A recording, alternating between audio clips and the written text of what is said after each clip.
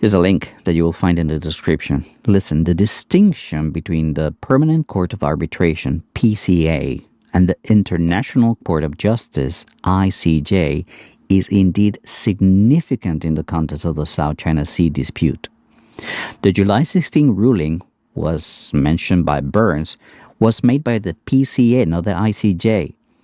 This distinction matters because unlike the ICJ, the PCA is not a principal organ of the United Nations, and it does not have the same jurisdiction or the authority as the ICJ.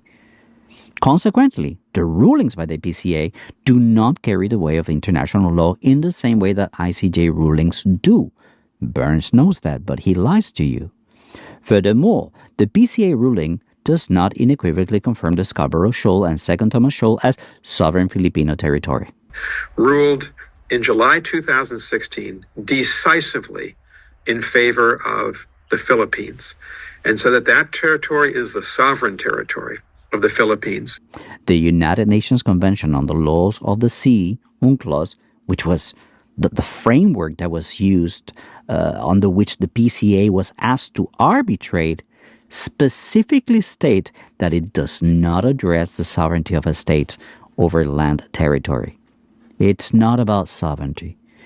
This means that the PCA's ruling pertains primarily to maritime rights and entitlements under UNCLOS rather than territorial sovereignty. You don't believe me? Let's read it together. Here, from their website. The tribunal is fully conscious of the limits on the claims submitted to it and to the extent that it reaches the merits of any of the Philippine submissions. Intends to ensure, listen, that its decision neither advances nor detracts from either party's claim to land sovereignty in the South China Sea.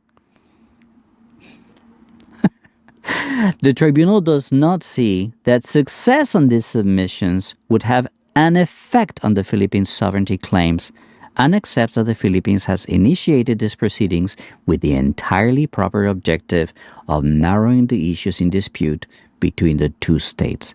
Burns knows this. He knows it's not about sovereignty, but he lies to you.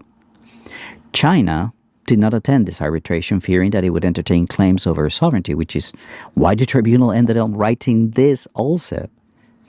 The tribunal does not accept the objection, obviously, to not attend, set out in China's position paper that the disputes presented by the Philippines concern sovereignty of maritime features. Now, regarding the Scarborough Shoal, the PCA ruled that these features are simply rocks that cannot sustain human habitation or economic life of their own. Consequently, they do not generate an exclusive economic zone, or EEZ, or a continental shelf entitlement beyond their 12 nautical mile territorial sea.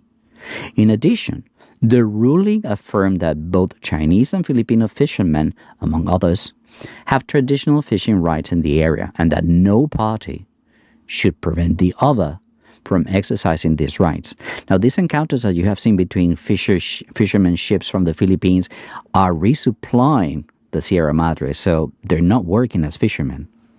Now, for the Second Thomas Shoal, the PCA classified it as a low tide elevation, which does not generate entitlements to a territorial sea, or exclusive economic zone, or continental shelf. However, the ruling did specify that it is within the exclusive economic zone and continental shelf of the Philippines, granting the Philippines rights over the resources in these areas. The PCA's ruling clarifies some aspects of the South China Sea dispute, particularly those that concern maritime rights and entitlements under UNCLOS. However, it does not definitely resolve the issue of territorial sovereignty. And so that territory is the sovereign territory of the Philippines. Burns knows this. It remains a contentious matter between all involved parties. The ruling that Nicholas Burns was mentioning was absolutely not about sovereignty. But this goes even further.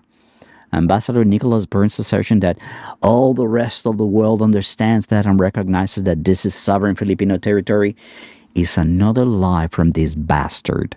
All the rest of the world understands that and recognizes that this is sovereign Filipino territory. In 2020, have a look. The United Kingdom, France, and Germany issued a joint note verbale to the United Nations stating that they take no position over the disputed territorial sovereignty to naturally formed land features and to areas of the continental shelf in the South China Sea. They take no position. Why? Why did they say this?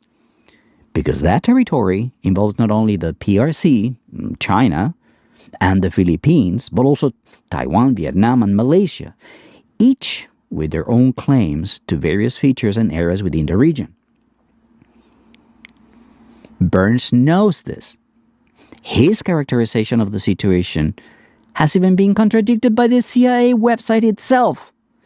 Look here. So why on earth would this bastard U.S. ambassador to China lie so blatantly? Let us not forget that he was front and center at the weapons of mass destruction lie during the United Nations.